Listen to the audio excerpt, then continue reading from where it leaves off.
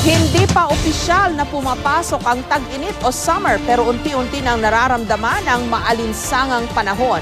Kaya ang mga residente kanya-kanya ng diskarte para maibsan ang epekto nito at ang nakapapasong sinag ng araw.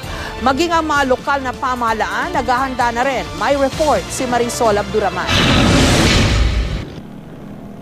Ang street sweeper na si Charito Tampalong nangangamba ng baka hindi kayanin ang init. Sa sobrang init, nakikisilong po kami sa malilim na puno.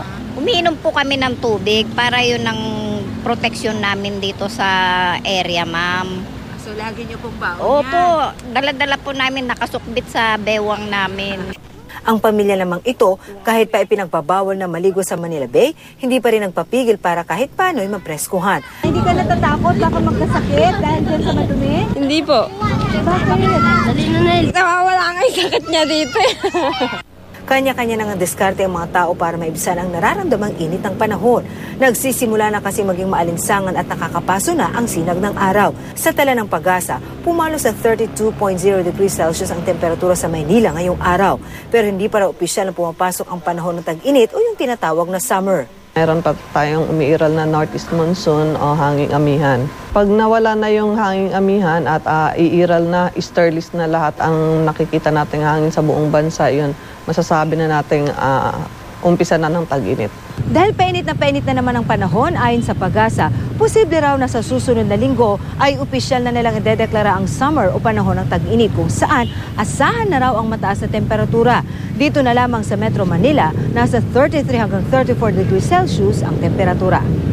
Sa Zamboanga City, naghahanda na rin ang lokal na pamahalaan sa pagpasok ng tag-init. Inanunsyo na ng Zamboanga City Water District ang pagpapatupad ng water rotation at pagkontrol sa supply ng tubig.